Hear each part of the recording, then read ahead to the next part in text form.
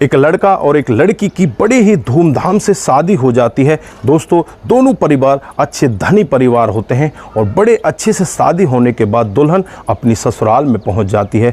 वहां जाकर बड़े अच्छे से रहने लगती है, सास ससुर की भी सेवा करने लगती है। दोस्तों, एक दिन का वाक़या होता है जब जो घर का लड़का होता है अपने माता पिता को गाड़ी में लेकर कहीं टूर पर जा रहा होता है। अचानक उस गाड़ी का एक्सीडेंट हो जाता है। जो माता पिता होते हैं उनकी तो मौके पर ही मौत हो जाती है और जो लड़का होता है वो अपाहिज हो जाता है। उसका पैर टूट जाता है, उसका हाथ टूट जाता है। दोस्तों, कुछ दिन तक वो अस्पताल में रहता है। जो जमा पूंजी होती है वो सारी जमा पूंजी उस अस्पताल में उसके इलाज के लिए लग जाती है। दोस्तों, जब वो डिस्चार्ज होकर अपने घर आता है तो घर की हालत बहुत ही ज़्यादा ख़राब होती है। जो उनका कामकाज होता है वो भी ठप हो चुका होता है, क्योंकि माता पिता तो उसके मर चुके होते हैं और वो लड़का खुद एक व्हीलचेयर पर आ जाता है। दोस्तों, यहाँ पर कुछ दिन तक तो पत्नी उसका साथ देती है, लेकिन कुछ दिन के बाद ही पत्नी भी यहाँ पर उससे ऊब जाती है और कहने लगती है कि मैं तेरी गरीबी में तेरा कब तक साथ दूं। दोस्तों, वो अपने पति को इस हालत में छोड़कर वहाँ से फरार हो जाती है, वहाँ से भाग जाती है। किसी दूसरे लड़के को लेकर वो कहीं और जाकर अपनी ज़िंदगी बसा लेती है। के ऊपर तो परेशानियों का पहाड़ और बड़ा टूट चुका होता है, क्योंकि इसका एक सहारा थी इसकी पत्नी, वो भी इसे छोड़कर किसी दूसरे लड़के के साथ भाग जाती है। दोस्तों, उसके बाद इसके जीवन में बहुत ही ज़्यादा कठिनाइयाँ आती हैं और उसके 5 साल बाद जब ये अपनी पत्नी से मिलता है तो पत्नी की जो हालत होती है बहुत ही ज़्यादा दयनीय होती है और दोस्तों, इस लड़के की जो हालत होती है बहुत ही अच्छी हो जाती है। दोस्तों, उसके बाद इनके जीवन में जो होता है, अगर आप भी पूरा मामला सुनोगे तो एक बार के लिए आप भी सोचने के लिए मजबूर हो जाओगे। दोस्तों, जानते हैं पूरा मामला क्या था। आगे बढ़ने से पहले हमारी वही रिक्वेस्ट कि जो हमारे चैनल के साथ नए हैं कृपया करके चैनल को फॉलो कर लीजिए, बेल आइकन को ज़रूर प्रेस करिए। नमस्कार, जय हिंद। आप देख रहे हैं APH न्यूज़ राहुल रावत के साथ। तो दोस्तों, आज की जो हकीकत की घटना आपको बताने जा रहा हूँ ये मध्य प्रदेश की हकीकत की घटना है। यहाँ पर रवि नाम का एक लड़का होता है जिसके अभी मैंने पहले बताया कि उसका एक्सीडेंट हो जाता है। उसके माता पिता उसमें चल बसते हैं और वो खुद व्हील चेयर पर आ जाता है। उसका जो कामकाज होता है बिल्कुल ठप हो जाता है। उसकी पत्नी जिसका नाम रवीना होता है, दोस्तों, वो भी उससे परेशान होने लगती है, क्योंकि वो तो पैसों में खेली थी। पहले भी वो ऐश करना चाहती थी, लेकिन आज जब पति की हालत इस तरह की होती है तो वो पति को छोड़ना चाहती है। दोस्तों, होता भी कुछ ऐसा ही है। पड़ोस में ही एक लड़का होता है जो उससे कई बार बातचीत किया करता है और उस लड़के के साथ में वो वहाँ से फ़रार हो जाती है। दोस्तों, वो लड़के के साथ चली जाती है। इधर जो लड़का होता है रवि अपने घर पर रहकर बहुत ज़्यादा परेशान होने लगता है। परेशान होकर वो करे तो क्या करे, बस अपने भगवान को याद करता रहता है। दोस्तों, धीरे धीरे करके उसका जो हाथ है वो ठीक होने लगता है।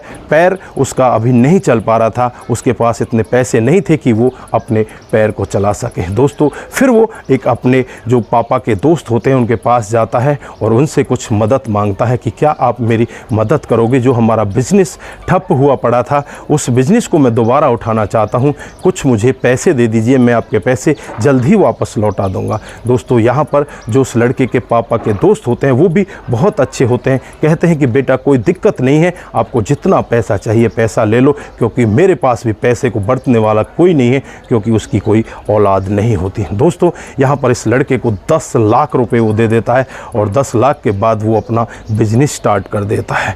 दोस्तों, वो अपना बिजनेस जैसे ही स्टार्ट करता है, उसके जो पहले वर्कर होते हैं जो कामकाज उसके साथ में किया करते थे, उसके पापा के साथ में किया करते थे, वो भी उसके साथ ज्वाइन कर लेते हैं। वो भी पुराने वर्कर होते हैं, वो भी इसके साथ लग जाते हैं। इसका जो कपड़े का व्यापार होता है वो कपड़े का व्यापार धीरे धीरे आगे चलने लगता है। ये यहाँ पर एक बहुत बड़ा शोरूम खोलता है और उस शोरूम में ये कपड़े का काम करने लगता है। नौकर इसके साथ आ जाते हैं। धीरे धीरे करके लगभग 6 महीने का समय बीत जाता है और 6 महीने में ये इतना पैसा कमा लेता है, जो इसने पैसे उधार लिए थे उस अंकल को जाकर वापस कर देता है। दोस्तों, इसका काम अब दिन दूनी रात चौगुनी तरक्की करने लगता है। अब इसे लगता है कि तुझे अपने पैर का इलाज करवा लेना चाहिए। उसके बाद ये अपने पैर का इलाज करवाता है और यहाँ पर इसका पैर भी लगभग 90% ठीक हो जाता है। दोस्तों अब ये फिर से चलने फिरने लगता है, इसकी हालत अच्छी हो जाती है और ये अपने कामकाज में आगे बढ़ने लगता है। दोस्तों लगभग 5 साल का समय इसी तरह से बीत जाता है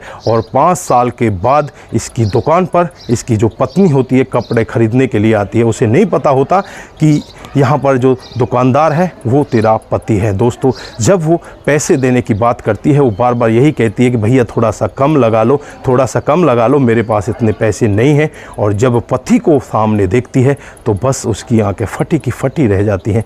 दोस्तों वो वहाँ पर रोने लगती है और कहने लगती है कि आप यहाँ पर कैसे? तो वो कहने लगता है कि अगर आपने छोड़ दिया तो उस ऊपर वाले ने मुझे नहीं छोड़ा, वो मेरे साथ है, उसने मेरा साथ दिया और मैं आज यहाँ पर पहुंचा हूं। दोस्तों यहाँ पर पत्नी रोने लगती है और अपनी गलती का एहसास करती है और कहती है कि मुझसे बहुत बड़ी गलती हुई, मैंने जो आपको छोड़ दिया, मुझे आपको नहीं छोड़ना चाहिए था। मैंने आपको छोड़कर जिस लड़के को अपनाया था वो मुझे अपने साथ लेकर जाता है और कुछ दिन के लिए एक कमरा किराए पर लेकर वहाँ पर मेरे साथ रहने लगता है। कुछ दिन तक तो मेरे साथ रहता है, लेकिन कुछ दिन के बाद जब उसका मन भर जाता है मुझे धक्के मार कर वहाँ से भगा देता है। ना तो मैं अपने मायके में जा सकती थी और ना ही तुम्हारे पास आ सकती थी। मेरी ऐसी हालत हो गई, मैं यहाँ पर बच्चों को स्कूल में ट्यूशन देती हूँ और यहीं पर अपना गुजारा करती हूँ। मेरी हालत बहुत ज़्यादा ख़राब हो चुकी है। दोस्तों यहाँ पर पति बहुत ही सीधा साधा होता है, दयालु टाइप का होता है। वो कहता है कि तुम्हारे साथ में बहुत गलत हुआ है। पत्नी उसके चरणों में गिर जाती है कि मुझे माफ़ कर दो, मुझसे बहुत बड़ी भूल हुई है। यहाँ पर पति उससे कहता है कि मैं तुम्हें माफ़ करने वाला कौन हूँ? तुम्हें माफ़ करने वाला तो वो परमपिता परमात्मा है, उससे माफ़ी मांगो, मुझसे माफ़ी मत मांगो। दोस्तों उसके बाद जो पति होता है उसे इस तरह की बात कहकर उससे कहता है कि ठीक है, इससे पैसे मत लो, इसे जाने दो। दोस्तों उसके बाद वो पत्नी वहाँ से चली तो जाती है, लेकिन एक दिन के बाद वापस दोबारा उसी दुकान पर आ जाती है और कहने लगती है कि मुझसे बहुत बड़ी गलती हो गई, मुझे अपना लीजिए, मुझे अपने चरणों में स्थान दे दीजिए, मैं अकेली यहाँ पर किस तरह से रहूँ, मैं मर जाऊँगी, मुझे अपने साथ ही रख लीजिए। दोस्तों यहाँ पर पति को भी थोड़ी सी उसके ऊपर दया आ जाती है और पति उससे कहने लगता है कि अगर सुबह का भूला शाम को वापस आ जाए। वो सुबह का भूला नहीं था क्योंकि 5 साल उनके जीवन को हो चुके थे, लेकिन यहाँ पर जो पति होता है वो इस तरह का होता है, मानो कि एक देवता टाइप का होता है। वो कहता है कि ठीक है, तुमसे गलती हो गई और तुम अपनी गलती का एहसास कर रही हो, तो मैं तुम्हें अपना लेता हूँ। दोस्तों उसके बाद जो पत्नी होती है वो बहुत ज़्यादा खुश होती है, अपने पति के चरणों में गिर जाती है।